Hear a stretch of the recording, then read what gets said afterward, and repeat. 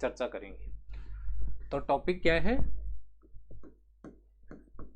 Control and coordination.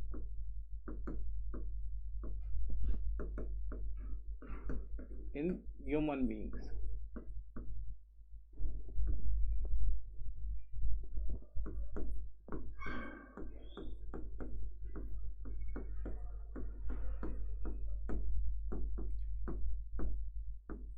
Topic आपके सामने है नियंत्रण एवं समन्वयन। देखिए दोस्तों, मानव शरीर के अंदर नियंत्रण और समन्वयन का जो कार्य है वो दो सिस्टम करते हैं, मतलब दो तंत्र साथ मिलकर वो करते हैं। तो कौन कौन से सिस्टम हैं? फर्स्ट है तंत्रिका तंत्र, नर्वस सिस्टम, और सेकेंड वन है अंतःस्रावी तंत्र, अंतःस्रावी तंत्र। ये दोनों तंत्र मिलकर मानव शरीर के अंदर क्या करता है? नियंत्रण एवं समन्वयन का कार्य करते हैं। ठीक है। अब देखिए दोस्तों, इसके अंदर कंट्रोल और कोऑर्डिनेशन में नर्वस सिस्टम की ज़्यादा भूमिका होती है, तंत्रिका तंत्र की ज़्यादा भूमिका होती है। तो हम तंत्रिका तंत्र के बारे में विस्तृत पढ़ेंगे।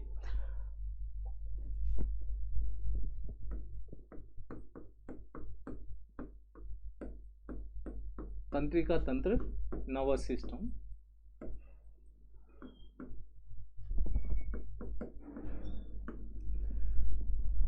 तंत्रिका तंत्र, देखिए दोस्तों, तंत्रिका तंत्र है ये तंत्रिका कोशिकाओं से मिलकर बना होता है। कौन सी कोशिकाओं से? तंत्रिका कोशिका। तंत्रिका तंत्र कौन सी कोशिकाओं से मिलकर बना होता है भाई? तंत्रिका कोशिकाओं से मिलकर बना होता है। और तंत्रिका कोशिका को एक विशिष्ट नाम दिया गया है जिसका नाम है न्यूरॉन। तो आप तंत्रिका कोशिका बोल दो या न्यूरॉन बोल दो, न्यूरॉन। ठीक है। आपको ये पूछे सामान्य विज्ञान के अंदर इस तरीके से प्रश्न बन सकता है यहाँ पे कि तंत्रिका तंत्र की सबसे छोटी इकाई कौन सी है? तो तंत्रिका तंत्र की सबसे छोटी इकाई कौन सी है? न्यूरॉन या तंत्रिका कोशिका। सबसे छोटी इकाई, तंत्रिका तंत्र की सबसे छोटी इकाई, the smallest unit of the nervous system, what is that? Neuron. वो क्या है? न्यूरॉन है। ठीक है। तंत्रिका तंत्र की सबसे छोटी इकाई न्यूरॉन है। ये प्रश्न बन सकता है यहाँ पे न्यूरॉन से संबंधित। और दूसरा प्रश्न ये बन सकता है यहाँ पे कि तंत्रिका तंत्र की संरचनात्मक एवं कार्यात्मक इकाई कौन सी है? तो न्यूरॉन ही है संरचनात्मक एवं कार्यात्मक इकाई। ये प्रश्न बन सकता है इस तरीके से कि तंत्रिका तंत्र की संरचनात्मक एवं कार्यात्मक जो इकाई है वो कौन है या किसे बोला जाता है? तो वो कौन है भाई? या किसे बोला जाता है? न्यूरॉन को बोला जाता है। ठीक है। Structural and functional unit of the nervous system, what is that? That is neuron. वो क्या है? न्यूरॉन है। ठीक है। अब देखो, संरचना से क्या तात्पर्य है यहाँ पे? संरचना से तात्पर्य है संरचना का निर्माण, संरचना या शरीर का निर्माण।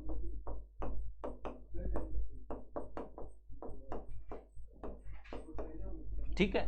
कुल मिला के तंत्रिका तंत्र के शरीर अर्थात संरचना को बनाने का जो कार्य है वो कौन करेगा? न्यूरॉन करेगा। ठीक है। कार्यात्मक का मतलब है तंत्रिका तंत्र के द्वारा जो भी कार्य होते हैं मानव शरीर के अंदर, जो भी फंक्शंस होते हैं वो सारे के सारे किसके अंदर होंगे? न्यूरॉन के अंदर होंगे। इसीलिए इसको क्या बोला जाता है? फंक्शनल यूनिट, कार्यात्मक इकाई बोला जाता है। ठीक है। ये सिंपल क्वेश्चन है। अब देखिए, कुछ चीजें और देखी जाती है इसके अंदर जो कि जनरल साइंस के अंदर इंपॉर्टेंट है। एक न्यूरॉन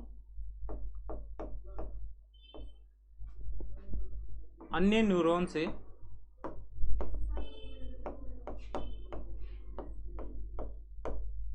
सिनेप्सिस के द्वारा जुड़ा होता है।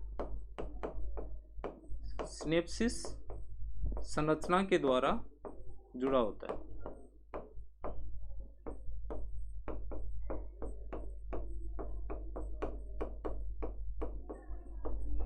ठीक है, सिनेप्सिस। एक न्यूरॉन मतलब एक तंत्रिका कोशिका दूसरी तंत्रिका कोशिका से एक संरचना, या संरचना बोल दो या संधि, संरचना बोल दो या संधि, एक संधि के द्वारा, एक जोड़ के द्वारा, संधि बोल दो या जोड़, एक न्यूरॉन दूसरे न्यूरॉन से एक संधि या जोड़ से जुड़ा होता है, जिसका नाम क्या है? सिनेप्सिस है। क्या नाम है? सिनेप्सिस है। देखिए किस तरीके से न्यूरॉन की संरचना इस तरीके से होती है।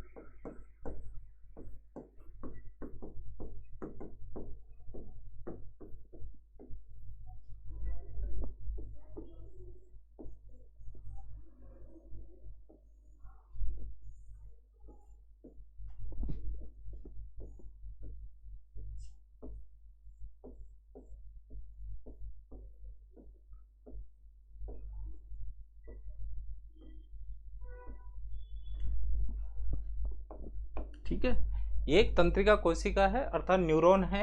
इसके अंदर ध्यान देने वाली बात है, ये जो संरचना है ये तंत्रिका कोशिका है, तो ये बीच में क्या है? कोशिका का क्या है? केंद्रक है। और ये वाला जो भाग है, ये वाला,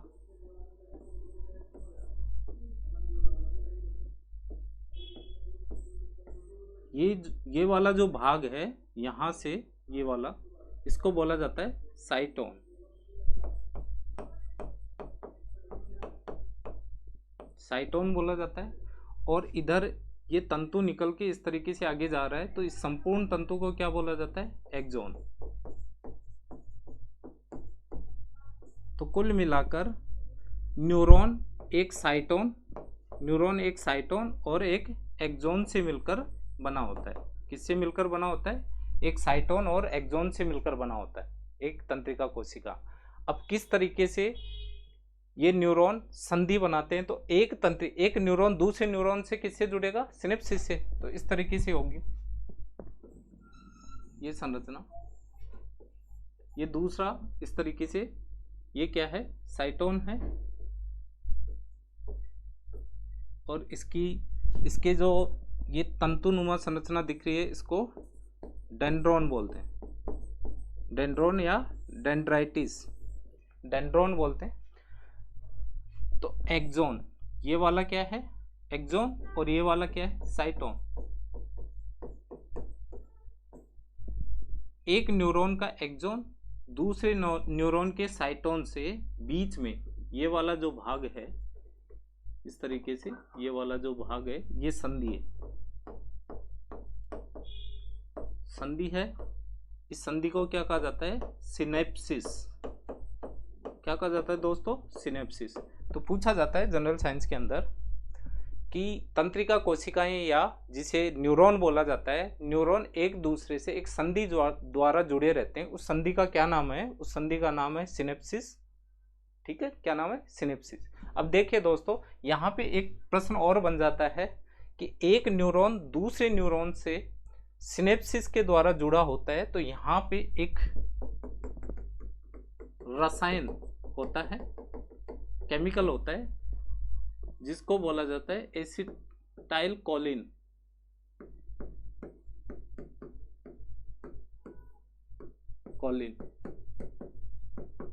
एसिटाइल कोलिन। ये जो केमिकल है ये क्या कार्य करता है? इस संधि के अंदर जो सूचनाएं होती हैं, तंत्रिका कोशिका क्या कार्य करेगा? तंत्रिका कोशिका सूचनाओं के आदान प्रदान का, जो तंत्रिका तंत्र है वो सूचनाओं के आदान प्रदान का कार्य करता है। अब वो आदान प्रदान एक न्यूरॉन से दूसरे न्यूरॉन तक संधि के माध्यम से होता है। एक न्यूरॉन के द्वारा कोई भी सूचना है वो दूसरे न्यूरॉन में किस तरीके से ट्रांसमिट होगी? सिनेप्सिस के द्वारा। और सिनेप्सिस में भी किसके द्वारा? कौन सी रसायन के द्वारा? एसिटाइल कोलिन रसायन के द्वारा। ये आपको याद रखना है। तो आपको ये पूछ सकता है कि सिनेप्सिस के अंदर कौन सा रसायन पाया जाता है? तो रसायन का नाम है एसिटाइल कोलिन। ठीक है, तो ये तो था आपके तंत्र का बेसिक।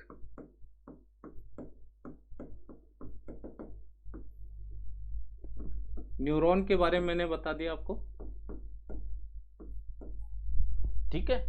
ये तंत्रिका तंत्र की संरचनात्मक एवं कार्यात्मक इकाई होती है। सिनेप्सिस क्या होता है ये भी मैंने बता दिया।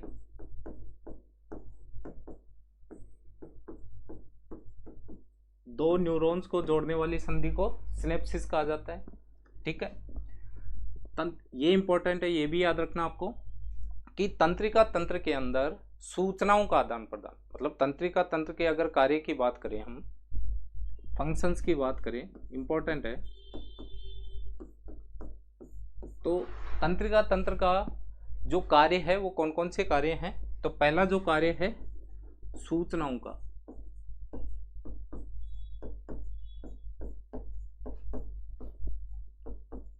आदान प्रदान करना।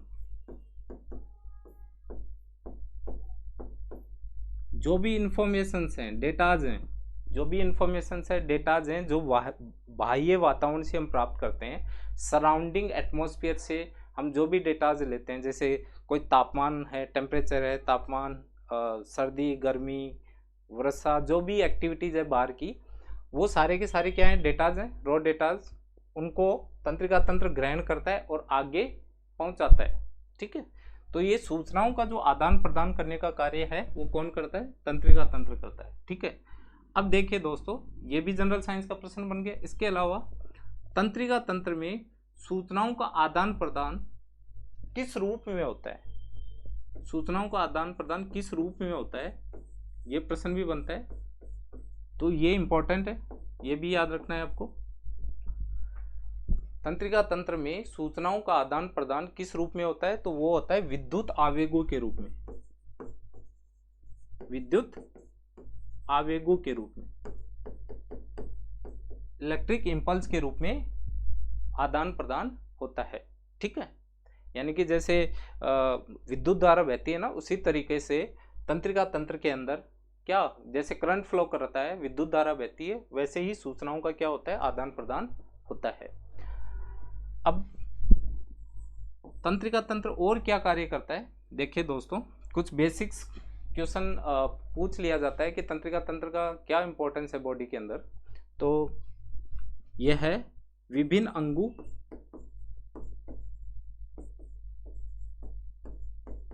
अंगों एवं तंत्रों के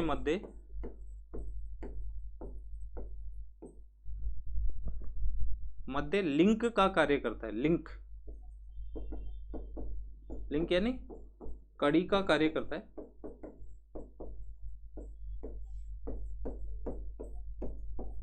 ठीक है। हमारी बॉडी के अंदर जो भी ऑर्गन्स हैं, जो अलग अलग अंग हैं या तंत्र है, जो भी श्वसन तंत्र है, पाचन तंत्र है, उत्सर्जन तंत्र है, प्रजनन तंत्र है, इनके बीच एक मध्यस्थ या लिंक या कड़ी का जो कार्य करता है वो कौन सा तंत्र करता है? तंत्रिका तंत्र करता है, ठीक है। और इसी कारण से ऐसा होने से क्या होता है कि शरीर की अखंडता बनी रहती है, शरीर की अखंडता यानी इंटीग्रिटी।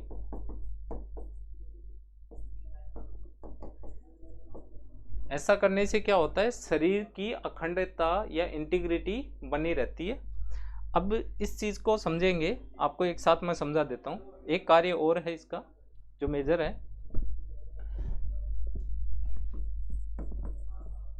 एक साथ समझ लेंगे अभी। थर्ड जो कार्य है इसका क्या है तंत्रिका तंत्र का? देखिए दोस्तों, बाह्य वातावरण की बात करें तो बाह्य वातावरण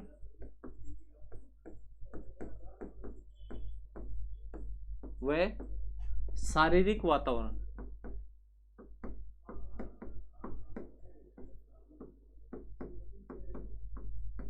बाह्य वातावरण व शारीरिक वातावरण के मध्यस्थता करते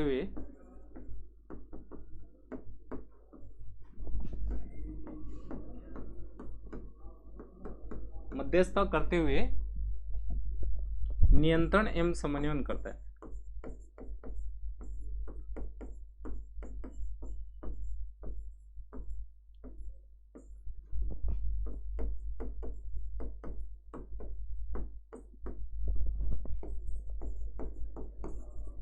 बाह्य वातावरण है। ठीक है, बाहर का जो वातावरण है, बाह्य वातावरण की बात करें तो मनुष्य जिस समाज में रहता है, जहाँ रहता है, उसके चारों तरफ जो भी ऑब्जेक्ट्स हैं, अदर ऑब्जेक्ट्स हैं, जैसे मानव है, जानवर है, ठीक है, जो सजीव ऑब्जेक्ट हैं या निर्जीव ऑब्जेक्ट हैं, एनिमेट है या इनएनिमेट है, सजीव है या निर्जीव है, जो भी उसके चारों तरफ हैं, वो सारे के सारे क्या हैं, बाह्य वातावरण के रूप में उनको लिया जाता है। ठीक है, और शारीरिक वातावरण की बात करें तो शारीरिक वातावरण में मनुष्य के शरीर के अंदर क्या क्या है, कौन कौन से तंत्र हैं, जैसे पाचन तंत्र है, श्वसन तंत्र है, ठीक है, उत्सर्जन तंत्र है, प्रजनन तंत्र है, वो शारीरिक वातावरण के अंदर आते हैं। तो इस तरीके से बाह्य वातावरण वो है शारीरिक वातावरण के मध्य मध्यस्थता करते हुए नियंत्रण एवं समन्वयन करने का जो कार्य है वो कौन करता है, तंत्रिका तंत्र करता है, नर्वस सिस्टम करता है। ठीक है, इसको एक एग्जांपल से समझेंगे हम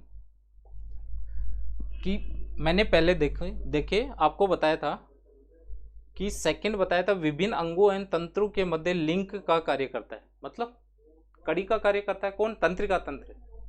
ठीक है, जिससे क्या बनी होती है, शरीर की अखंडता बनी रहती है, इंटीग्रिटी, एकाग्रता बनी रहती है। अखंडता से तात्पर्य यही है।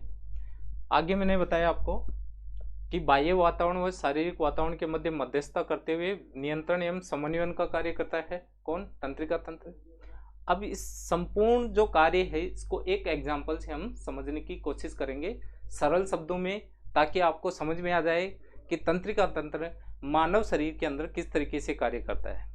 इसका बहुत महत्वपूर्ण और मेजर कार्य है। तो देखें एग्जाम्पल,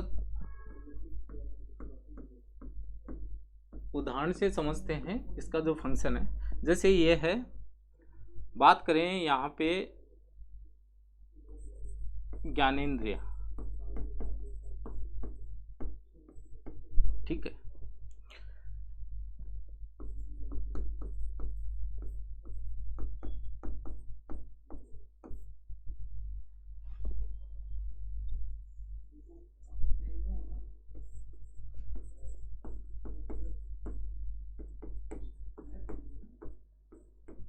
ज्ञानेंद्रिय,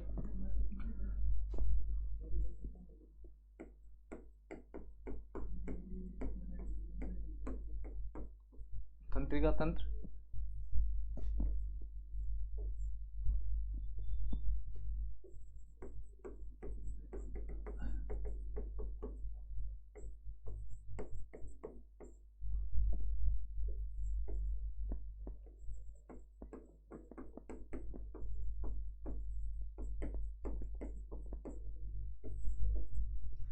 किस तरीके से तंत्रिका तंत्र कार्य करता है। देखिए दोस्तों, बाह्य वातावरण की बात करें, आउटर जो एटमॉस्फेयर है उसमें एक एग्जांपल से लेते हैं। जैसे ये है कालूराम, जैसे ये कालूराम है भाई,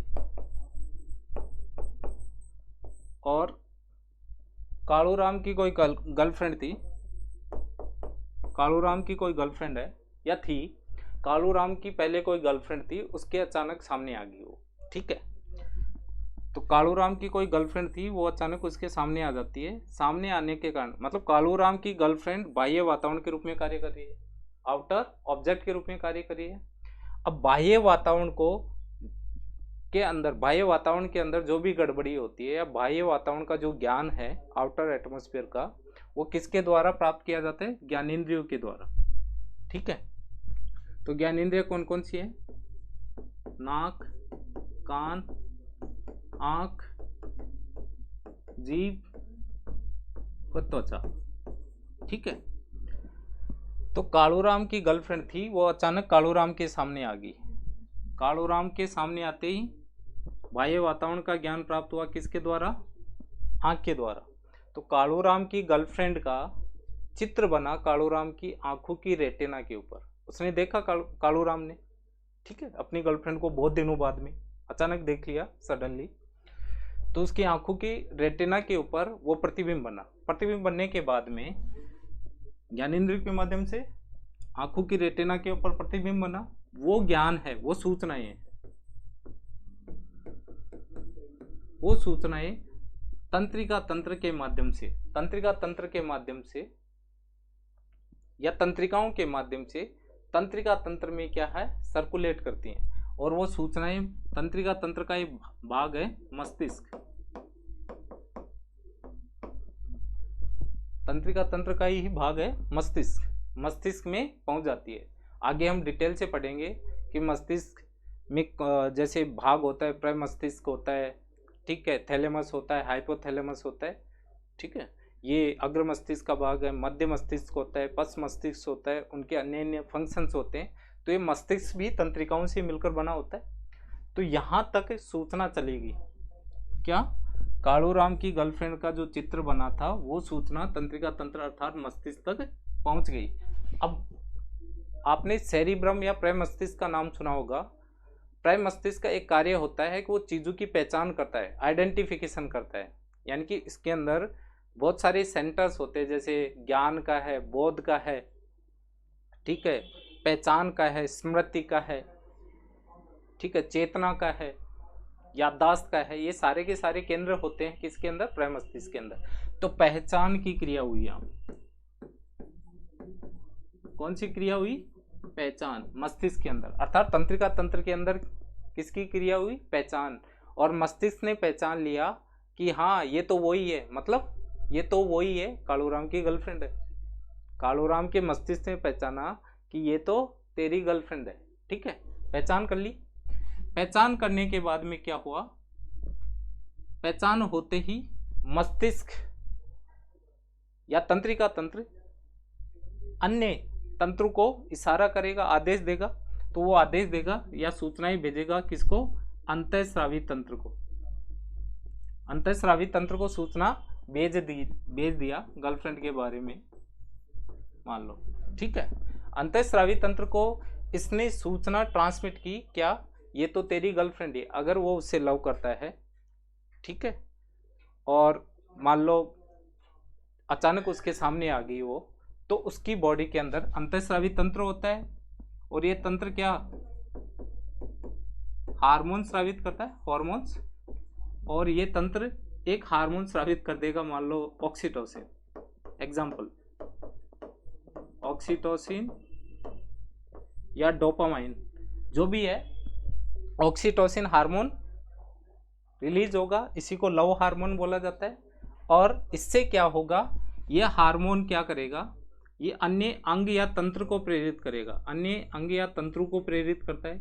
जैसे उसकी आंखें उसी तरीके से हो जाएगी, मान लो आईज को कंट्रोल करेगा ये हार्मोन, या फिर बॉडी के अदर सिस्टम्स को क्रिएट करेगा। तो उसके हाव भाव, चाल चलन प्रेम के आधार पर हो जाएंगे, किससे, लव बेसिस हो जाएंगे, ठीक है।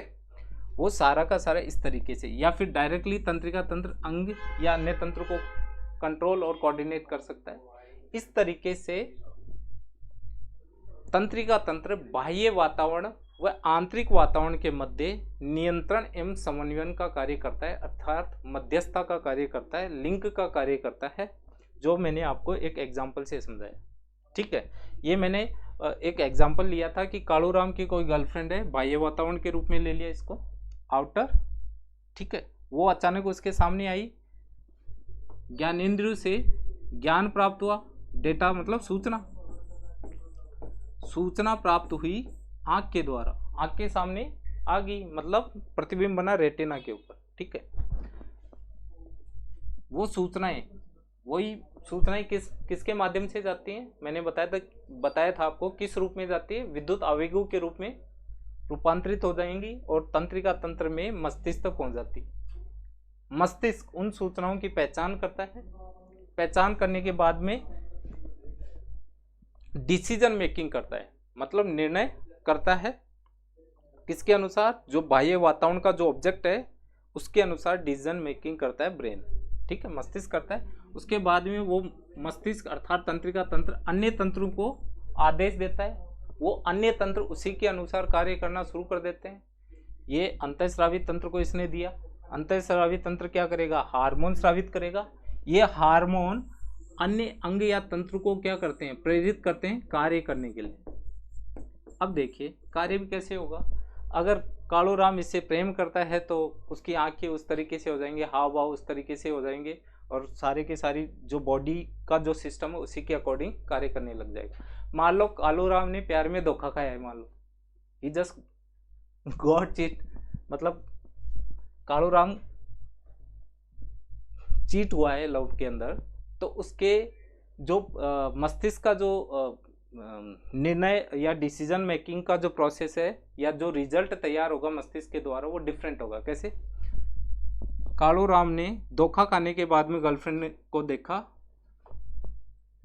बाह्य वातावरण, सूचना प्राप्त हुई आंख के द्वारा, सूचना ही कहाँ गई? मस्तिष्क के पास में। पहचान हुई, जो डेटा या गर्लफ्रेंड थी उसकी सूचना किस रूप में प्राप्त हुई? मस्तिष्क उसको उसका विश्लेषण करता है, एनालाइज करता है कि हाँ ये तो वही चीट करने वाली है। तो चीट करने वाली के अकॉर्डिंग मस्तिष्क क्या करेगा? डिसीजन मेकिंग करेगा, ठीक है, निर्णय बनाएगा, और वैसे ही उसी के अनुरूप वो क्या करेगा? अंतःस्रावी तंत्र को आदेशित करेगा, ठीक है, इसको ऑर्डर देगा। और यहाँ पे ऑक्सीटोसिन की जगह कौन सा हार्मोन स्रावित होना लग जाएगा? मान लो दूसरा हार्मोन है, एड्रेनलिन हार्मोन है, जिसे संकट मोचन हार्मोन बोला जाता है बॉडी के अंदर। एड्रेनलिन हार्मोन है, वो स्रावित होने लग जाएगा बॉडी के अंदर, कि हो सकता है वो भयभीत हो जाए, हो सकता है उसको क्रोध आना लग जाए। तो इस तरीके से एक्टिविटी है, वो हार्मोन अन्य अंग या तंत्रों को प्रेरित कर देगा। अन्य अंग या तंत्र क्या होगा? कालूराम उसको घूरने लग जाएगा गुस्से से, या फिर हो सकता है पास में जाके धमकाने लग जाएगा, जोर जोर से बोलने लग जाएगा, इस प्रकार से। तो ये मैंने एक बेसिक सा एग्जाम्पल लिया है आपको कि किस तरीके से तंत्रिका तंत्र मानव शरीर के अंदर कार्य करता है, और यह तंत्र बाह्य वातावरण और आंतरिक वातावरण के मध्य मध्यस्थता करते हुए किस तरीके से कंट्रोल और कोऑर्डिनेट करता है, नियंत्रण एवं समन्वयन का कार्य करता है, ठीक है।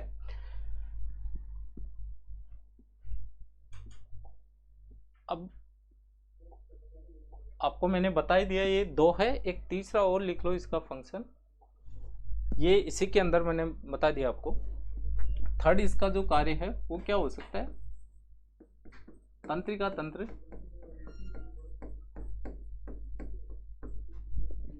बाह्य वातावरण एवं अंतःस्रावी तंत्र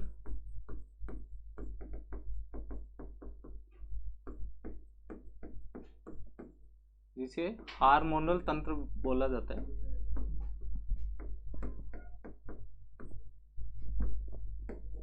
के मध्य कड़ी होता है, कड़ी या लिंक होता है, ठीक। जो मानव शरीर के अंदर हार्मोन्स बनते हैं वो अंतःस्रावी जो तंत्र है, हार्मोनल जो सिस्टम है उसके द्वारा हार्मोन स्रावित होते हैं। तो ये जो हार्मोनल सिस्टम है और बाह्य वातावरण है, इसके बीच में भी लिंक या कड़ी का जो कार्य करता है वो कौन सा तंत्र करता है? तंत्रिका तंत्र करता है, ठीक है। तो ये बेसिक फंक्शंस थे तंत्रिका तंत्र के। अब तंत्रिका तंत्र के बारे में डिटेल पढ़ेंगे।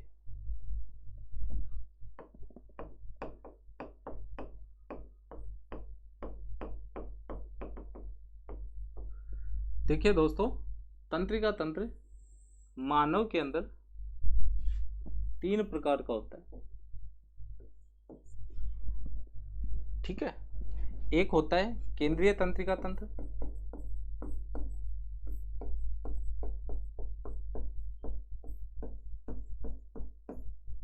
ठीक है, जिसे CNS बोला जाता है, central nervous system, central nervous system, ठीक है, केंद्रीय तंत्रिका तंत्र। दूसरा वाला है जिसे बोला जाता है परिधीय तंत्रिका तंत्र,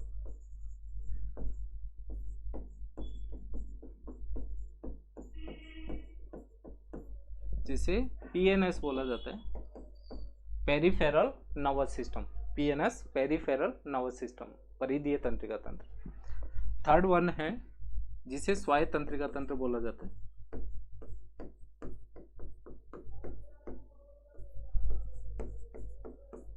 शॉर्ट में इसे बोला जाता है ANS, ऑटोनोमस नर्वस सिस्टम। तो मानव के अंदर 3 प्रकार के क्या होते हैं? तंत्रिका तंत्र होते हैं। कौन कौन से?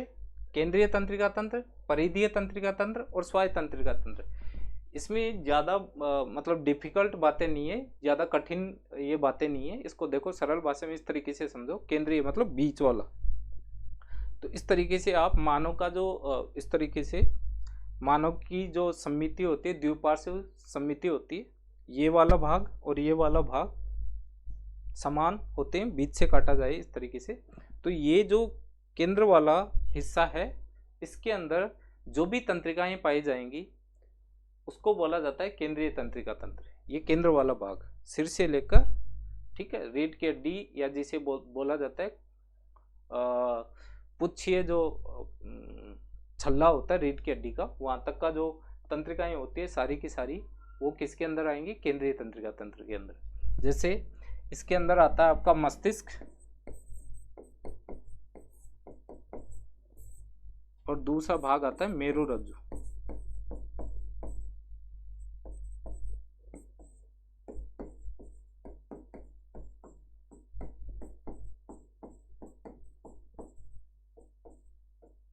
ठीक है, ये ब्रेन होता है, मस्तिष्क वाला भाग और मेरुरज्जु वाला भाग, ये दोनों मिलकर किसका निर्माण करते हैं? केंद्रीय तंत्रिका तंत्र या सेंट्रल नर्वस सिस्टम का निर्माण करते हैं। ठीक है, ये जो ब्रेन है या मस्तिष्क है ये खोपड़ी में पाया जाता है। ठीक है, और मेरुरज्जु जिसे स्पाइनल कॉर्ड कहा जाता है वो किसके अंदर? रीढ़ की हड्डी के अंदर धागेनुमा संरचना के रूप में होता है। तो ये दोनों सम्मिलित रूप से केंद्रीय तंत्रिका तंत्र का निर्माण करते हैं। अब बात करते हैं परिधीय तंत्रिका तंत्र। तो केंद्र वाला भाग तो ये हो गया जिसमें आपका ब्रेन वाला हिस्सा आ गया और स्पाइनल कॉर्ड वाला। अब पेरिफेरल की बात करें तो ये मस्तिष्क से इधर और इधर तंत्रिकाएं निकलती है और मेरुरज्जु से भी इधर और इधर तंत्रिकाएं निकलती है, जिन्हें बोला जाता है परिधीय तंत्रिकाएं। ठीक है, जो कि अंगों तक जाती है और अंगों में जाकर विभिन्न प्रकार की जो भी है सूचनाओं का आदान प्रदान करती हैं। ठीक है, जैसे आगे डिटेल पढ़ेंगे इसके अंदर कि ब्रेन वाली कितनी होती हैं और ये इसके अंदर स्पाइनल कॉर्ड से कितनी परिधीय तंत्रिकाएं निकलती हैं, वो आगे डिस्कस करेंगे डिटेल से। ये बेसिक था। स्वायत्त तंत्रिका तंत्र की बात करें एएनएस की, तो ये भी दो प्रकार का होता है, एक तो अनुकंपी और एक परानुकंपी।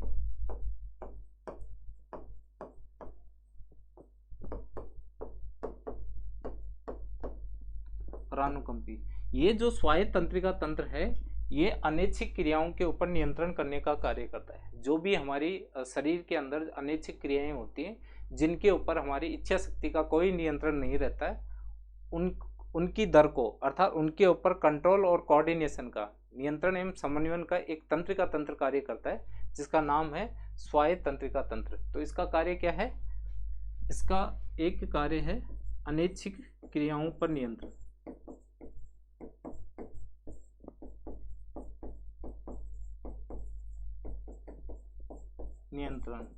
जैसे हृदय की धड़कन है, श्वसन की क्रिया है, श्वसन है।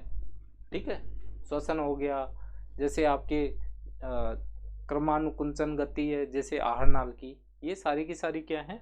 अनैच्छिक क्रियाएं हैं, उनके ऊपर नियंत्रण करने का कार्य स्वायत्त तंत्रिका तंत्र करता है, एएनएस करता है। अब देखिए दोस्तों, ये थोड़ा टफ पोर्शन है नर्वस सिस्टम का, लेकिन मैं आपको समझाऊंगा सिंपल लैंग्वेज के अंदर किस तरीके से जनरल साइंस में क्वेश्चन बनते हैं, और इन तीनों में जो इम्पोर्टेंट पार्ट है वो सबसे ज़्यादा इसके अंदर तो एक ही प्रश्न बन के रह जाता है। मेजर जो है पढ़ने वाली बातें हैं केंद्रीय तंत्रिका तंत्र और दूसरा है स्वायत्त तंत्रिका तंत्र। ठीक है, इनके बारे में डिटेल से पढ़ना जरूरी है, समझना जरूरी है, और रटने से ये याद नहीं होता है। इसको अगर सही तरीके से सिस्टम से अगर समझा जाता है तो लंबे समय तक दिमाग में रहता है, और इसके इर्द गिर्द कितने भी प्रकार के अगर क्वेश्चन पूछ लिए जाए तो आसानी से हम आंसर कर सकते हैं। अब शुरुआत करते हैं हम केंद्रीय तंत्रिका तंत्र के बारे में कि सेंट्रल जो नर्वस सिस्टम है वो क्या कार्य करता है। तो हम लेते हैं सीएनएस,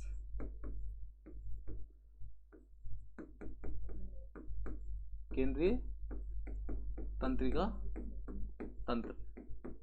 ठीक है, केंद्रीय तंत्रिका तंत्र में मैंने बताया किसके अंदर? मस्तिष्क व मेरुरज्जु। ठीक है, मस्तिष्क व मेरुरज्जु, ब्रेन एंड स्पाइनल कॉर्ड, इन दोनों को स्टडी करेंगे। इन दोनों को सम्मिलित रूप से क्या बोला जाता है? केंद्रीय तंत्रिका तंत्र या CNS बोला जाता है। तो इसके अंदर लेते हैं हम ब्रेन के बारे में। सबसे पहला पार्ट है मस्तिष्क। ये इंपॉर्टेंट है, इसको अच्छे से समझ लेना ब्रेन की बात करें। ठीक है, अब देखिए दोस्तों, ब्रेन, मस्तिष्क या मगज बोलते हैं, आप मगज बोलते हो, आप मगज बोल दो, मस्तिष्क बोल दो, माथा बोल दो, जो भी है। अब ये मस्तिष्क है, इसकी स्थिति कहाँ होती है? इसकी स्थिति होती है कपाल में। ठीक है, कपाल के अंदर जो 8 हड्डियों का बना हुआ कपाल होता है, ठीक है, उसके अंदर मस्तिष्क की स्थिति होती है यहाँ पे। ठीक है, अगर भार के बारे में बात करें, वेट की, तो इसका लगभग 1300 ग्राम से 1400 ग्राम तक इसका भार होता है ब्रेन का। कितना? 1300 ग्राम, यानी कि लगभग अप्रोक्स बोल सकते हैं 1.5 किलो के लगभग ब्रेन का भार होता है। ठीक है, अगर तंत्रिका तंत्र की धुरी की बात करें, अगर मस्तिष्क की बात करें, तो तंत्रिका तंत्र की धुरी होती है, धुरी। ठीक है, धुरी का मतलब नर्वस सिस्टम का जो मेजर पार्ट होता है वो क्या होता है? मस्तिष्क की होता है। ठीक है, तंत्रिका तंत्र का जो महत्वपूर्ण व अहम हिस्सा होता है वो मस्तिष्क होता है, जो कि तंत्रिका कोशिकाओं व न्यूरॉन्स का बना होता है। ये महत्वपूर्ण हिस्सा होता है तंत्रिका तंत्र का। या फिर आपको पूछे केंद्रीय तंत्रिका तंत्र का सबसे महत्वपूर्ण हिस्सा कौन सा होता है, तो वो भी मस्तिष्क होता है। ठीक है, अब मस्तिष्क के बारे में थोड़ा डिटेल से हम देखते हैं।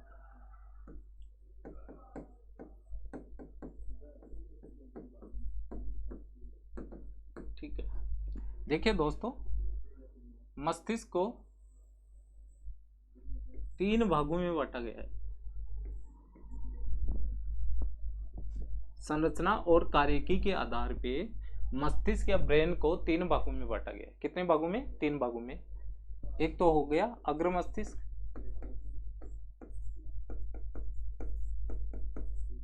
जिसे प्रोएनसेफेलॉन कहते हैं।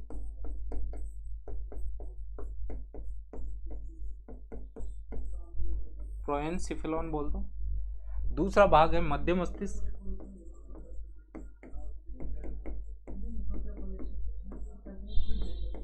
मेसेनसेफेलॉन।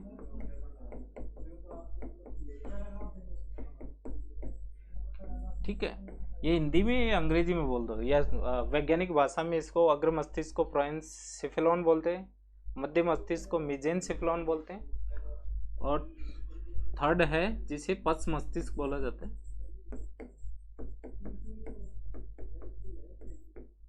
पश्च मस्तिष्क, जिसे रोम्बोसेफेलॉन बोला जाता है। रोम्बोसेफेलॉन बोला जाता है। तो मस्तिष्क को कितने भागों में बांटा गया? 3 भागों में। आगे वाला हिस्सा अग्र मस्तिष्क, ये शरीर का या फिर मस्तिष्क का बोले, ये मस्तिष्क का लगभग कितना 2/3 भाग होता है। ये अधिकांश भाग होता है। ठीक है, अधिकांश भाग। अगर तीनों हिस्सों की बात करें तो सबसे बड़ा जो हिस्सा होता है वो कौन सा होता है? अग्र मस्तिष्क होता है। ठीक है, ठीक है। अगर बात करें कि अग्र मस्तिष्क को भी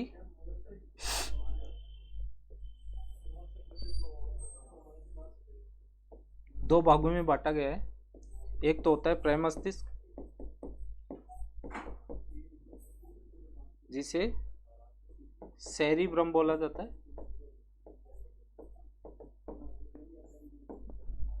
और दूसरा भाग है डायेनसेफेलॉन।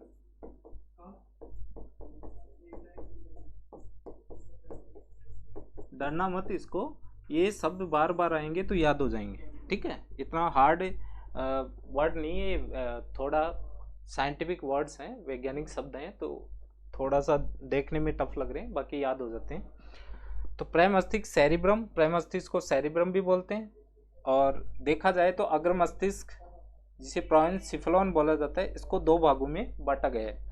पहला भाग है प्रेमस्तिष्क और दूसरा भाग है डायंसिफेलॉन।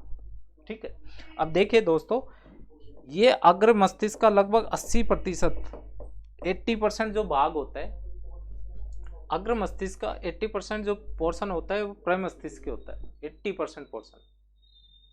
ठीक है, तो 80% पोर्शन प्रेमस्तिष्क की हो गया इसका, तो 20% क्या हो गया, डायंसिफेलॉन। ठीक है, तो डायंसिफेलॉन को भी 3 भागों में बांट दिया गया।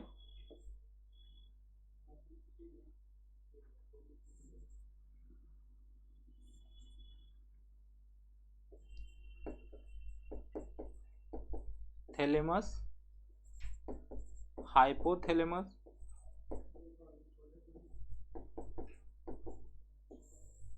थैलेमस, और एक भाग और है इसका जिसे बोला जाता है पोन्स। नहीं, इसमें पोन्स नहीं है, सॉरी, पोन्स वाला हिस्सा पल्स मस्तिष्क का।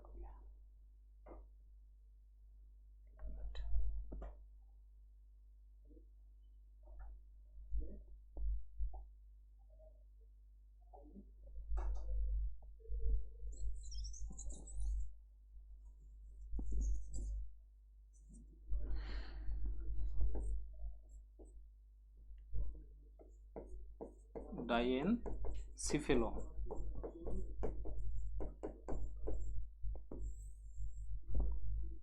इसको कितने भागों में, थैलेमस और हाइपोथैलेमस,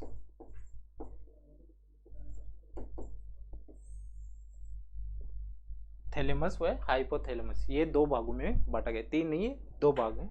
पोन्स, जो पोन्स लिखा था वो पस मस्तिष्क का भाग है।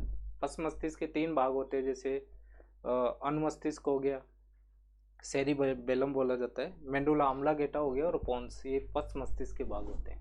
ठीक है, तो यहाँ थोड़ा देखिए वापस, अग्र मस्तिष्क या प्रोएंसेफेलॉन ये संपूर्ण मस्तिष्क का 2/3 भाग, अर्थात अधिकांश जो भाग होता है मगज का या मस्तिष्क का, वो कौन सा भाग होता है, अग्र मस्तिष्क वाला भाग होता है।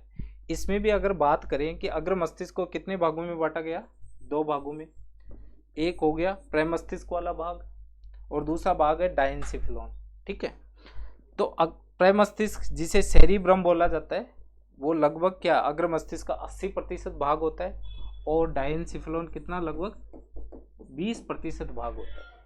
ठीक है, डायंसिफेलॉन को भी 2 भागों में बांटा गया है, थैलेमस और हाइपोथैलेमस, ये वाला और ये वाला।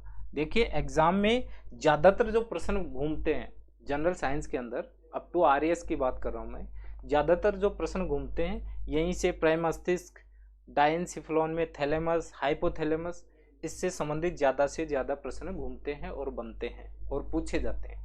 ठीक है, हालांकि पूछने में तो कुछ भी पूछ सकता है, ऐसी बात नहीं है, जनरल साइंस में कोई भी प्रश्न बन सकता है, लेकिन आपको इनके बारे में थोड़ा डिटेल से सीखना है। तो आगे हम डिटेल से पढ़ेंगे, ये अभी इसका क्लासिफाई किया है इसको। ठीक है, मध्य मस्तिष्क की बात करें तो इसमें भी, इसके भी 2 भाग होते हैं। तो इसके जो 2 भाग होते हैं वो कौन कौन से हैं, सेरिब्रम, व्रंत की बात करें, व्रंत या प्रेमस्तिष्क व्रंत बोल सकते हैं। दूसरा है कार्पोरा क्वाड्रिजेमिना, क्वाड्रिजेमिना। ठीक है, मध्य मस्तिष्क भी 2 भागों में बटा होता है, सेरिब्रम व्रंत, और दूसरा है कार्पोरा क्वाड्रिजेमिना। अब इसके अंदर भी जो प्रश्न बनता है सिर्फ इसी के ऊपर ज्यादा बनता है, कार्पोरा क्वाड्रिजेमिना, जो कि क्या, मस्तिष्क के अंदर देखने और सुनने का, जैसे देखने का जो केंद्र होता है ये कार्पोरा क्वाड्रिजेमिना होता है, जिसे दृष्टि पिंड भी बोला जाता है। तो दृष्टि पिंड या देखने की जो शक्ति होती है मस्तिष्क के कौन से भाग में होता है, मध्य मस्तिष्क का भी कार्पोरा क्वाड्रिजेमिना। इस तरीके से प्रश्न बनते हैं जो कि आगे डिटेल से पढ़ेंगे, यहाँ पे सिर्फ क्लासिफिकेशन है। अगर बात करें पस मस्तिष्क की तो इसको 3 भागों में बांटा गया है, अनुमस्तिष्क, ठीक है, पोन्स और मेडुला ऑब्लांगेटा।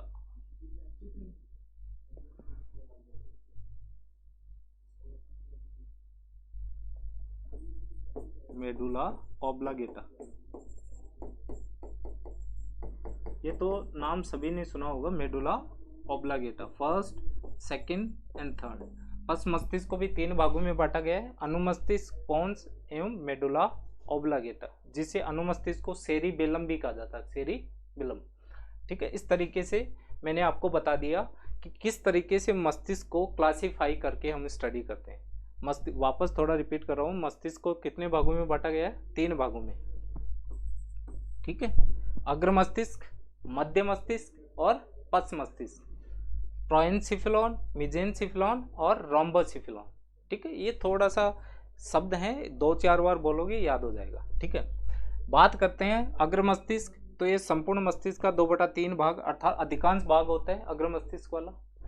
अग्र मस्तिष्क को कितने भागों में बांटा गया है? 2 भागों में, जिसे फर्स्ट वन सेरिब्रम बोला जाता है या प्रमस्तिष्क, ये 80% भाग होता है अग्र मस्तिष्क का। बात करते हैं दूसरा भाग डायंसिफेलॉन, इसको भी 2 भागों में बांटा गया है, थैलेमस और हाइपोथैलेमस।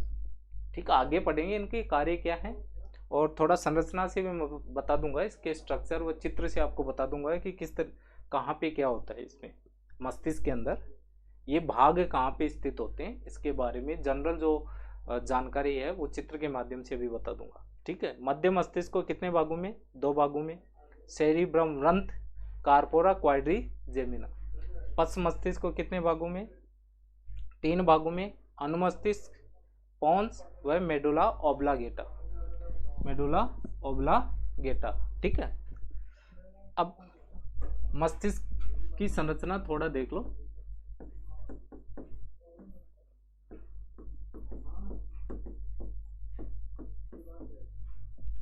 ब्रेन स्ट्रक्चर किस तरीके से, तो थोड़ा समझाने के लिए मैं आपको बता देता हूँ।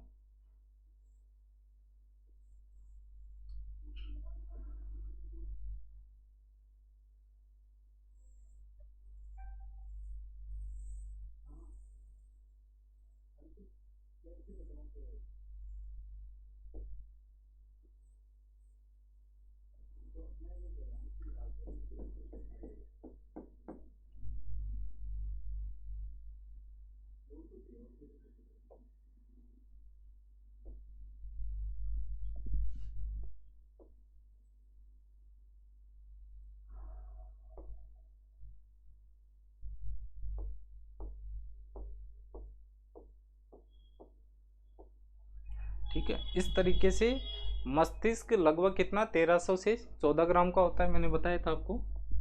कितना भार होता है इसका? लगभग 1.4 kg, अप्रोक्स 1.5 किलोग्राम के लगभग। अब देखिए दोस्तों, मैंने बताया कि ये यहां से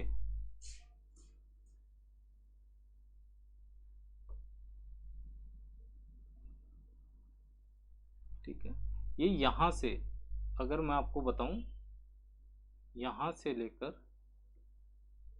और यहां तक का जो भाग है ये अग्र मस्तिष्क है। ये सारा का सारा क्या है? अग्र मस्तिष्क। तभी तो मैंने बोला था ये मस्तिष्क का कितना भाग होता है? लगभग 2/3 भाग होता है, अधिकांश भाग यही होता है। ठीक है, ये अग्र मस्तिष्क। बात करें ये वाला पोर्शन है, ये क्या है? मध्य मस्तिष्क, बहुत कम भाग होता है। और ये वाला यहां से लेकर और ये संपूर्ण यहां तक का वाला जो भाग है ये पश्च मस्तिष्क में आता है।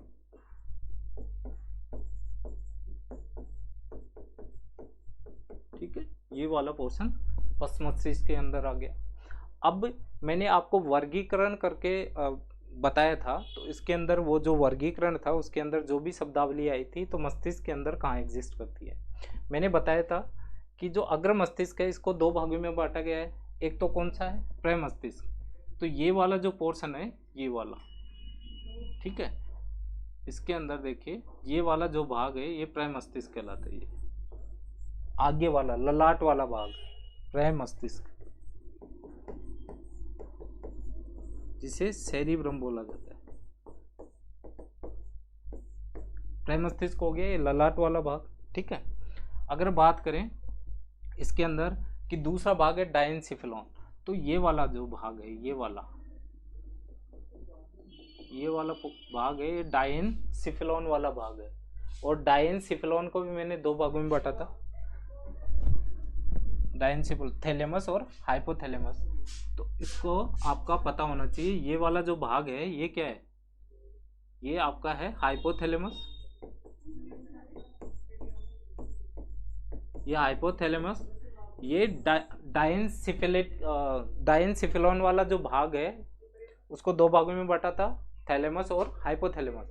तो ये थैलेमस है, सॉरी हाइपोथैलेमस, और ये वाला भाग थैलेमस, ठीक है। तो ये अग्र मस्तिष्क वाला भाग आ गया आपका आगे वाला पोर्शन, ठीक है। इसके अंदर ध्यान देना, तंत्रिका कोशिकाओं के अंदर खांच व उभार पाए जाते हैं। तो ये क्या होते हैं, खांच होगी और ये क्या होगे, उभार होगे। ये खांच व उभार मिलकर पृष्ठीय क्षेत्रफल को बढ़ा देते हैं प्रमस्तिष्क के, जिसे गायराई बोला जाता है। जैसे ललाट जिसकी जितनी चौड़ी होती है उसकी स्मरण शक्ति उतनी ही ज्यादा होती है, ऐसा बोला जाता है। वो किन के कारण से होता है, ये खांच और उभारू के कारण से, जिन्हें गायराई बोला जाता है। आगे पढ़ेंगे डिटेल से, ठीक है। ये मध्य मस्तिष्क आ गया आपका, ये पश्च मस्तिष्क आ गया। पश्च मस्तिष्क की बात करें तो ये आपका क्या आ गया, अनुमस्तिष्क, ये अनुमस्तिष्क आ गया, जिसे सेरिबेलम बोला जाता है।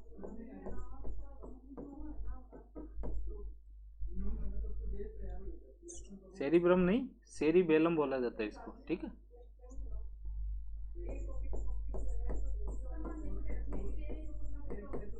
क्या बोला जाता है इसको, सेरिबेलम। ये वाला जो पार्ट है ये वाला, इसे पोन्स बोला जाता है, ठीक है। और ये वाला भाग है आपका मेडुला ऑब्लांगेटा। ये पश्च मस्तिष्क के भाग मैंने बताए थे आपको, जो कि अंत में किससे जुड़ा होता है, ये वाला मेरुरज्जु, ठीक है, मेरुरज्जु से। तो ये जो संरचना थी, एक प्रारूपी स्ट्रक्चर या टिपिकल स्ट्रक्चर जो ब्रेन का है वो मैंने बता दिया। आगे वाला पोर्शन अग्र मस्तिष्क, जिसे प्रोएनसिफेलॉन बोला जाता है, ये मध्य मस्तिष्क हो गया, और ये पश्च मस्तिष्क हो गया। ये बेसिक स्ट्रक्चर है, ठीक है। अब हम डिटेल स्टडी करेंगे कि इसके रिगार्डिंग क्या जनरल साइंस के अंदर क्वेश्चन पूछे जाते हैं, किस तरीके से क्वेश्चन बनते हैं मस्तिष्क से संबंधित। अगर बात करें अग्र मस्तिष्क की,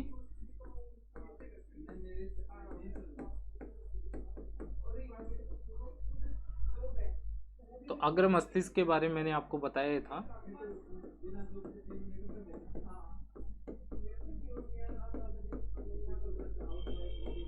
जिसे प्रोएनसिफेलॉन बोला जाता है। इसको कितने भागों में बांटा हमने,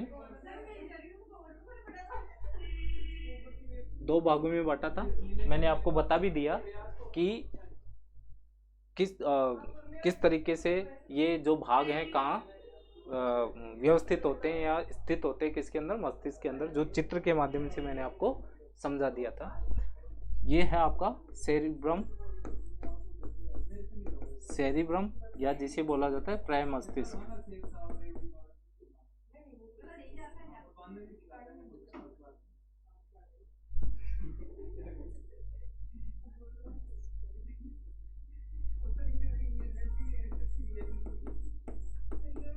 प्रमस्तिष्क, ठीक है, सेरिब्रम बोल दो या प्रमस्तिष्क। दूसरा है डायनसिफेलॉन,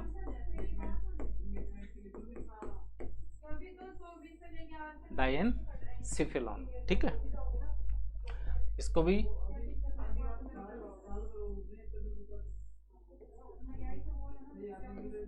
थैलेमस और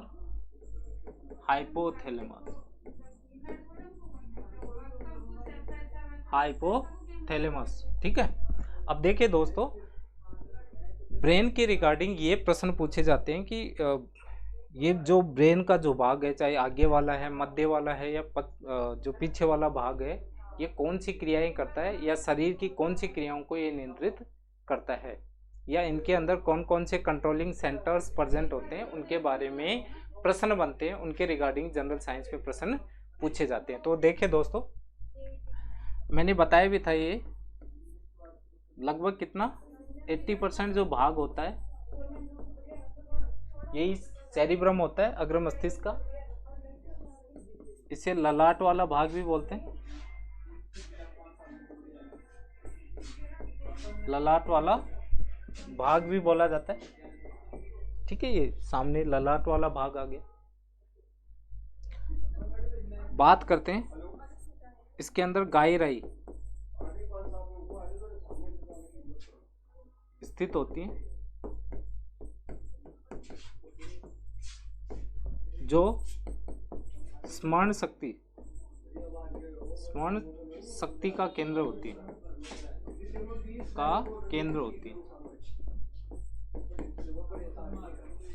ठीक है। इसके अंदर क्या होती हैं, गायराई होती हैं जो कि स्मरण शक्ति का केंद्र होती हैं। तो ये गायराई क्या होती है, तंत्रिका कोशिकाओं में इस तरीके से उभार होते हैं और गड्ढे होते हैं, जिसके कारण से जो पृष्ठीय क्षेत्रफल है वो बढ़ जाता है प्रमस्तिष्क का, इसीलिए इसका क्या भाग भी बढ़ जाता है, 80% भाग है।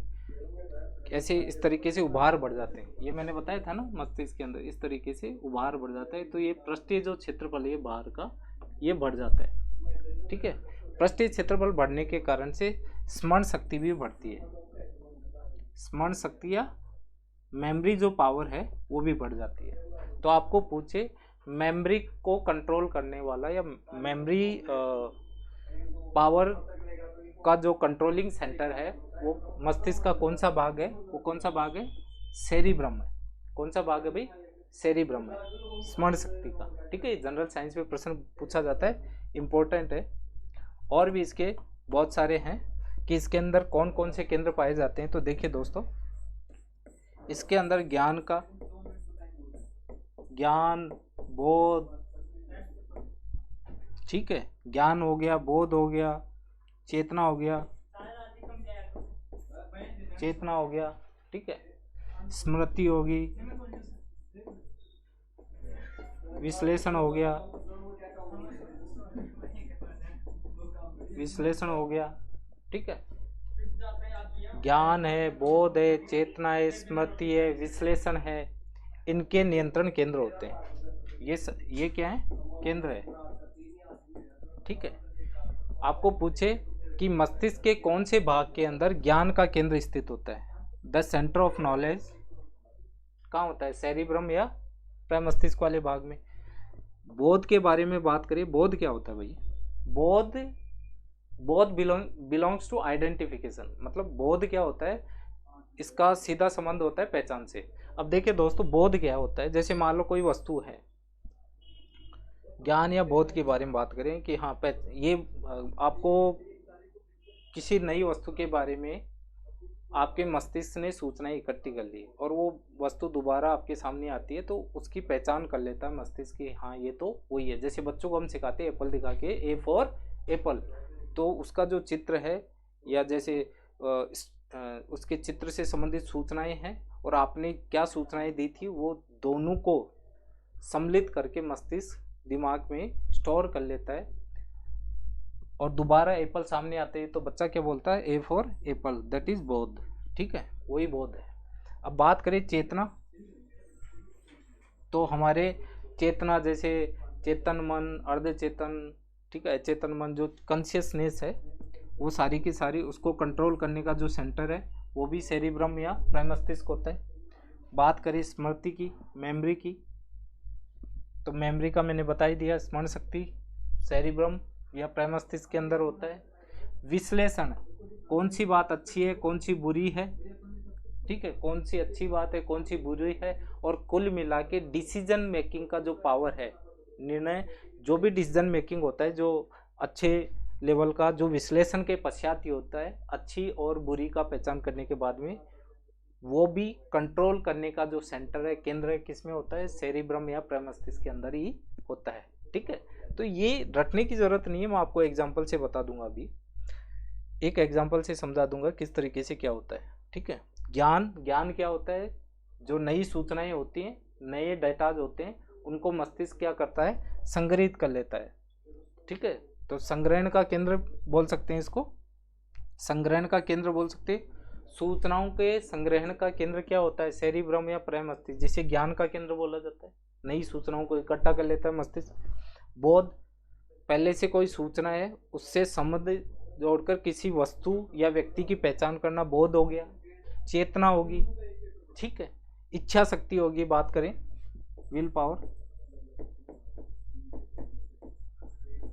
इच्छा शक्ति की बात करें तो उसका केंद्र भी क्या होता है, सेरिब्रम या प्रमस्तिष्क होता है। स्मृति हो गया, विश्लेषण हो गया, अच्छी बुरी बातों की पहचान करना या निर्णय बनाना, डिसीजन मेकिंग की बात करें तो भी प्रमस्तिष्क ही करता है। अब देखिए दोस्तों, आपके सामने ये और आया थैलेमस का, तो आपको इतना ही याद रखना है कि ये क्या है, ये मुख्य सूचना प्रसारण केंद्र होता है। मुख्य सूचना प्रसारण केंद्र होता है।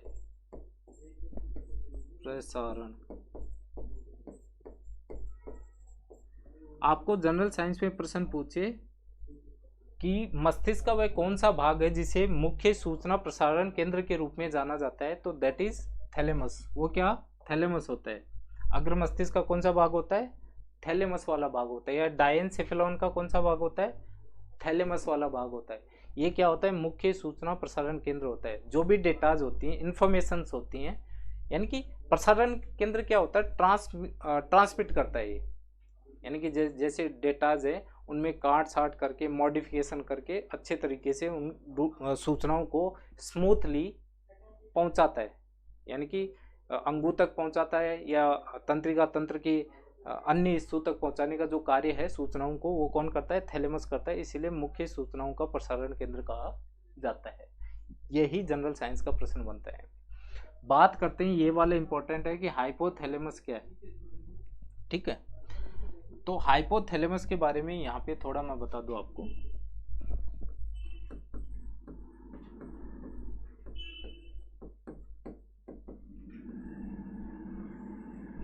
हाइपोथैलेमस है, ये क्या कार्य करता है, देखिए दोस्तों, इसे मास्टर ऑफ मास्टर ग्रंथि कहा जाता है। मास्टर ऑफ मास्टर ग्रंथि कहा जाता है। मास्टर ऑफ मास्टर ग्रंथि कहा जाता है, यानी कि मानव शरीर की जो मास्टर ग्रंथि क्या है, पीयूष ग्रंथि है, जो अन्य ग्रंथियों के ऊपर नियंत्रण करने का कार्य करती है, कंट्रोल करने का कार्य करती है, कोऑर्डिनेशन करने का कार्य करती है, पीयूष ग्रंथि। अब पीयूष ग्रंथि के ऊपर भी कंट्रोल करने का कार्य मस्तिष्क का एक भाग करता है, जिसका नाम क्या है, हाइपोथैलेमस। ठीक है, इसीलिए इसको क्या बोला जाता है, मास्टर ऑफ मास्टर ग्लैंड बोला जाता है। ठीक है, मास्टर ऑफ मास्टर ग्लैंड बोला जाता है। अब देखिए दोस्तों, इसी से आपको एक जनरल साइंस का प्रश्न और पता चल गया कि आपको पूछे मस्तिष्क वह पीयूष ग्रंथि का जो संपर्क स्थल होता है वो कौन सा होता है, हाइपोथैलेमस ही होता है। मस्तिष्क वह पीयूष ग्रंथि का संपर्क स्थल या भाग कौन सा होता है, हाइपोथैलेमस ही होता है। ठीक है, अब आपको पता होना चाहिए कि ये हाइपोथैलेमस वाला भाग है जो अग्र मस्तिष्क का भाग है, या जिसे बोला जाता है डायनसेफेलॉन वाला भाग है, ये क्या कार्य करता है। तो देखिए, बात करें इसके फंक्शन की, तो जैसे है भूख है, प्यास है, ठीक है, भूख है, प्यास है, ईर्ष्या है, ठीक है, या बोल सकते हैं जो भी भावनाएं फीलिंग्स, इमोशंस हैं, इन सब का कंट्रोलिंग सेंटर क्या होता है, हाइपोथैलेमस होता है। या इसको बोल सकते हैं ताप नियमन का भी कार्य करता है, ताप नियमन है, होमियोस्टेसिस बोलते हैं इसे, स्टेसिस। ठीक है, अब देखो नियंत्रण केंद्र की बात करें, ये सारे के सारे जो कंट्रोलिंग सेंटर है ब्रेन के अंदर, किससे, इनसे संबंधित, भूख से, प्यास से, ईर्ष्या से, ठीक है, या जो भी इमोशंस है, हमारी फीलिंग्स हैं, उनके रिगार्डिंग जो भी कंट्रोलिंग सेंटर्स हैं वो कौन से भाग में होते हैं, हाइपोथैलेमस वाले भाग में होते हैं। या ताप नियमन का आपको पूछे कि बॉडी का टेम्परेचर को कंट्रोल और कोऑर्डिनेट करने का जो कार्य है मस्तिष्क का कौन सा भाग करता है। बॉडी का टेम्परेचर फिक्स होता है ह्यूमन बॉडी का, अगर वो कम या ज़्यादा हो रहा है उसको वहीं पर लाने का जो कार्य मस्तिष्क का कौन सा भाग करता है, हाइपोथैलेमस वाला भाग करता है, जिसे ताप नियमन या होम्योस्टेसिस बोला जाता है। अगर बात करें भूख, प्यास, ईर्ष्या, ये भूख को कंट्रोल करने वाला, जैसे कोई फास्ट करता है, भूख भी लग रही है लेकिन उस भूख को कंट्रोल करने का जो कार्य है वो कौन कर रहा है, हाइपोथैलेमस। भाई खाना नहीं खाया, भूख लग रही है उसको, लेकिन उसको कंट्रोल कर रहे हैं। और मान लो शरीर के अंदर ऊर्जा की कमी होगी, ऊर्जा के लिए भोजन चाहिए, और भूख की जो भावना उत्पन्न करना वो भी कार्य कौन करेगा, हाइपोथैलेमस करेगा। प्यास का भी इसी तरीके से, प्यास को उत्पन्न करना या प्यास को नियंत्रित करना, ठीक है। ईर्ष्या, जो भी जेलेसी की भावनाएं आती है वो भी हाइपोथैलेमस के द्वारा कंट्रोल होती है। अगर बात करें भावनाओं की, तो भावनाएं कौन कौन सी हो सकती हैं। फीलिंग्स की बात करें, जैसे पसंद, नापसंद, पसंद नापसंद हो गया आपका, प्यार, घृणा, प्यार और घृणा हो गया आपका, ठीक है। और भी जो भी इमोशंस है, प्यार हो गया, घृणा होगी, आनंद, ठीक है, प्लेजर की बात करें, आनंद, ठीक है, संभोग, सेक्स की बात करें या संभोग की बात करें, तो ये सारी की सारी जो भी फीलिंग्स होती हैं ह्यूमन बॉडी के अंदर, जो इमोशंस होते हैं वो मस्तिष्क के कौन से भाग से कंट्रोल होते हैं, वो हाइपोथैलेमस वाले भाग से कंट्रोल होते हैं। वापस थोड़ा सा मैं आपको रिपीट कर दूं, क्योंकि यही प्रश्न बनते हैं जनरल साइंस के अंदर ही। आपको एक एग्जांपल से और समझा दूंगा मैं। अग्र मस्तिष्क या प्रोएनसेफेलॉन वाले भाग को दो भागों में बांटा। फर्स्ट वन है सेरिब्रम और सेकंड वन है डायनसेफेलॉन, ठीक है। सेरिब्रम अग्र मस्तिष्क का 80% भाग होता है। ये लगभग कितना परसेंट हो गया, 20%, 20% भाग हो गया। ये ललाट वाला भाग होता है, आगे वाला, इसमें गायराई स्थित होती है, अर्थात जो न्यूरॉन्स होते हैं उनमें खांच और वलन पाई जाती है, जिससे पृष्ठीय क्षेत्रफल बढ़ जाता है और उन खांच या वलन को सम्मिलित रूप से गायराई बोला जाता है, ठीक है। जो कि स्मृति का क्या होते हैं, केंद्र होते हैं। वो स्मृति, अगर जितनी गायराई अधिक होंगी उतनी ही मनुष्य या उस पर्टिकुलर व्यक्ति या विशिष्ट व्यक्ति की क्या स्मरण शक्ति है, याददाश्त अधिक होगी। तो आपको पूछे याददाश्त व स्मरण शक्ति का केंद्र कौन सा हिस्सा होता है, सेरिब्रम। या आपको पूछे ज्ञान का केंद्र कौन सा, ज्ञान है, बोध है, चेतना, स्मृति, विश्लेषण आदि का केंद्र सेरिब्रम या प्रमस्तिष्क होता है। बात करें डायनसेफेलॉन की, तो इसको दो भागों में बांटा गया है, थैलेमस व हाइपोथैलेमस, ठीक है। थैलेमस में जनरल साइंस का एक ही प्रश्न बनता है कि मुख्य सूचना प्रसारण केंद्र के रूप में कार्य करता है। बात करते हैं डायनसेफेलॉन की, तो डायनसेफेलॉन में हाइपोथैलेमस वाला जो भाग है, इसकी बात करें तो इसके बारे में बहुत सारे प्रश्न बनते हैं। वो मैंने आपको बता ही दिए कि हाइपोथैलेमस वाला भाग क्या कार्य करता है मस्तिष्क का। ये मास्टर ग्रंथि के रूप में इसको जाना जाता है। क्यों जाना जाता है कि पीयूष ग्रंथि को नियंत्रित एवं समन्वित करने का कार्य करता है, इसलिए इसे मस्तिष्क व पीयूष ग्रंथि का संपर्क स्थल या संपर्क केंद्र भी बोला जाता है। इसका जो फंक्शन है वो क्या है, भूख को नियंत्रित करना या नियंत्रित करना, भूख का नियमन करना, प्यास का, ईर्ष्या का, जो भी मनुष्य के अंदर फीलिंग्स होती है, भावनाएं, जैसे पसंद, नापसंद, प्यार करना, घृणा करना, ठीक है, काम वासना, ठीक है, ये सारी की सारी जो भी फीलिंग्स होती है मनुष्य के अंदर, वो सारी की सारी किसके द्वारा कंट्रोल होती है, हाइपोथैलेमस वाली भाग से। और ताप नियमन यानी शरीर के टेम्परेचर को नियमन करना, भावनाओं को भी ऐसे भी डायरेक्टली अलग करके भी पूछ लेगा कि पसंद नापसंद का केंद्र कहाँ होता है, हाइपोथैलेमस। प्यार घृणा का कहाँ होता है, हाइपोथैलेमस। आनंद का, हाइपोथैलेमस। संभोग का नियंत्रण केंद्र, हाइपोथैलेमस। इस तरीके से। अब एक एग्जांपल से मैं बता दूं आपको कि किस तरीके से, वही मैंने बताया आपको कि क्या होता है। जैसे ये है मोहन, ये भाई मोहन है, ठीक है। मोहन को, सॉरी, मोहन कॉलेज में था। कहाँ था भाई, कॉलेज में। मोहन कॉलेज कर रहा है, कॉलेज में उसने एक सुंदर सी लड़की देखी,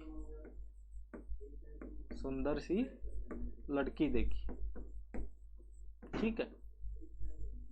किस तरीके से क्या होता है, एक सुंदर सी लड़की देखी, ये क्या प्रोसेस है, वन साइड लव, यानी कि देखते ही प्यार में पड़ जाना। ये घटना भी मस्तिष्क के द्वारा ही होती है। और किस तरीके से सारा क्या होता है, या फिर जो भी है, जो भी बाहर से देखा जाए, बाह्य वातावरण में जो भी गड़बड़ी होती है, वो सारा का सारा मैनेज की बात करें, उनके ऊपर कंट्रोल करने का, बाह्य वातावरण के ऊपर, या कोऑर्डिनेट करने का जो कार्य है, वो तंत्रिका तंत्र ही करता है। और मेनली जो रोल होता है वो मस्तिष्क का होता है, ठीक है। तो अग्र मस्तिष्क के बारे में मैंने आपको बता ही दिया कि अब एक एग्जांपल से आप देख लो, सुंदर सी लड़की देखी। अब मोहन की, ये है बाह्य वातावरण,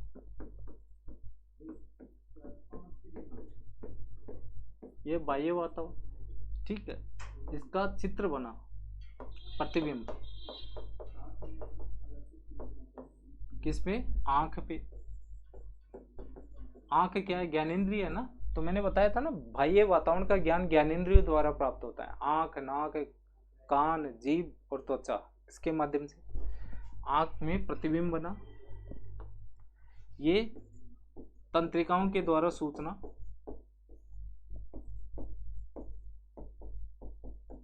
सूचनाएं कहाँ जा रही है, ये सूचनाएं पहुंच रही है भैया आपके मस्तिष्क के अन्य भागों से गुजरती हुई प्रमस्तिष्क वाले भाग में।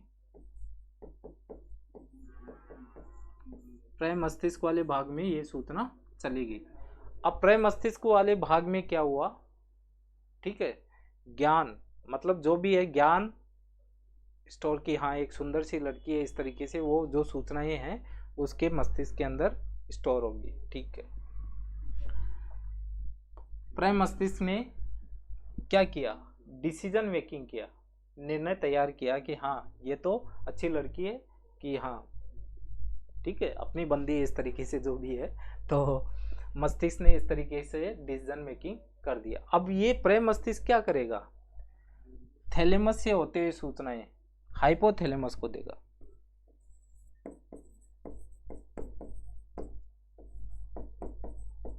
हाइपोथैलेमस को वापस देगा। यहां पे क्या हुआ था, ज्ञान या सूचनाएं एकत्रित हुई, उन सूचनाओं के अनुसार निर्णय बना, ठीक है, निर्णय बना, डिसीजन मेकिंग हुई, वो हाइपोथैलेमस के पास में चलेगी। हाइपोथैलेमस में क्या हुआ, भावनाएं होती है ना, भावनाओं के मतलब इमोशंस को कंट्रोल करने का जो केंद्र है वो कौन सा होता है भाई, हाइपोथैलेमस वाला भाग। और यहाँ पे कौन सी भावनाएं व्यक्त होंगी, ठीक है, कौन सी भावनाएं, प्यार, ठीक है, प्यार की मान लो, ठीक है, प्यार वाली भावनाएं। अब वो ऐसे ही नहीं होगी, देखिए यहाँ पे प्रेम मस्तिष्क ने ज्ञान व सूचनाएं हैं, ज्ञान व सूचनाएं प्राप्त की, आंख के माध्यम से, तंत्रिकाओं के माध्यम से सूचनाएं हैं, निर्णय या डिसीजन मेकिंग हुआ कि हाँ प्यार का होना, निर्णय हुआ, मस्तिष्क के द्वारा डिसीजन बना, लव में गिरने का, प्यार में गिरने का डिसीजन मेकिंग हुआ। अब वो किस तरीके से, डिसीजन मेकिंग तो हो गया, अब ये प्रेम मस्तिष्क वाला या प्रेम मस्तिष्क वाला भाग है, यह हाइपोथैलेमस को सूचना देगा। यह हाइपोथैलेमस सूचना डायरेक्टली इस तरीके से नहीं देगा, यहाँ पे क्या होगा, यह हाइपोथैलेमस वाला भाग है, सूचना देगा किसको, आपको पीयूष ग्रंथि को, पीयूष ग्रंथि को देगा और ये पीयूष ग्रंथि क्या करेगी, वही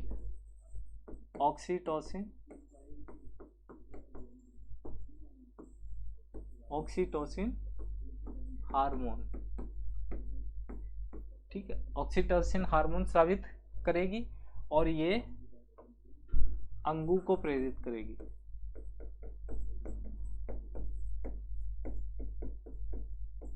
ठीक है, अब समझो इस चीज को। इसी तरीके से सारा का सारा क्या है, तंत्रिका तंत्र कार्य करता है, जो कि अंतःस्रावी तंत्र के साथ मिलकर कार्य करता है, उसको भी आदेशित करता है, जिससे हमारा शरीर कंट्रोल रहे और कोऑर्डिनेट रहे।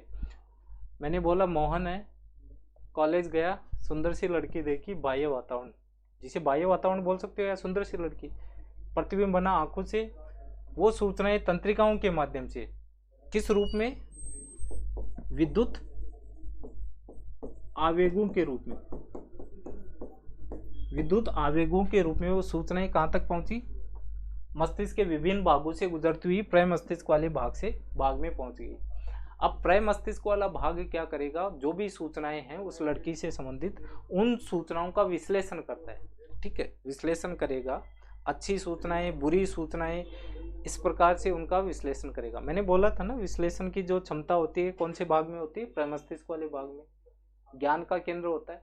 तो ये सूचनाओं का विश्लेषण करता है और एक निर्णय बनाता है कि लड़की अच्छी है, मतलब एक अपना पर्सपेक्टिव बनता है कि अच्छे और बुरे होने का। तो अच्छे की तरफ इंसान झुकता है ना, तो वही कहानी है। तो यहाँ अच्छे और बुरे का पर्सपेक्टिव बनेगा। वो आदेश प्रय मस्तिष्क हाइपोथैलेमस को पहुंचा देगा, थैलेमस के माध्यम से, या हाइपोथैलेमस पीयूष ग्रंथि को दे देगा। क्योंकि हाइपोथैलेमस में क्या होगा, भावना उत्पन्न हुई, प्यार, फीलिंग उत्पन्न होगी, किसके कारण से, हाइपोथैलेमस के कारण से। भाई हाइपोथैलेमस में मैंने बताया था ना, भावनाओं का नियंत्रण केंद्र होता है। तो भावनाएं क्या होती है, घृणा करना, पसंद करना, ना पसंद करना, प्यार करना, ये सारी की सारी इसी के अंदर होती है। तो यहाँ प्यार वाली इमोशंस जनरेट हो गए, पीयूष ग्रंथि को आदेशित किया, ऑक्सीटोसिन हार्मोन जनरेट हुआ, जिसे लव हार्मोन बोला जाता है। हालांकि इसके साथ डोपामाइन वगैरह ये भी होते हैं। और ये क्या करेगा, ये हार्मोन हमेशा अंगों को प्रेरित करने का कार्य करता है, विशिष्ट अंग को। तो वो अंगों को प्रेरित करेगा, उसके बॉडी को, तो उसी प्रकार से उसके हाव भाव व चाल चलन हो जाएंगे बंदे के। वो उसके सामने उसी तरीके से पेश आएगा, उसी तरीके से बात करेगा, उसके वे ऑफ टॉकिंग चेंज हो जाएगी। ठीक है, उसको अप्रोच करने का तरीका डिफरेंट हो जाएगा। तो क्योंकि ये चीज़ें हैं, ये सारा का सारा जो सिस्टम हो रहा है किसके कारण से हो रहा है, तंत्रिका तंत्र और हार्मोनल सिस्टम के समन्वित प्रयास के कारण से इस तरीके से हो रहा है। अर्थात इन दोनों के समन्वित प्रयास के कारण से व्यक्ति का क्या व्यक्तित्व ही परिवर्तित हो जाता है। तो कुल मिला के अगर देखा जाए तो व्यक्ति के व्यक्तित्व के ऊपर भी तंत्रिका तंत्र व हार्मोनल सिस्टम का सीधा प्रभाव पड़ता है।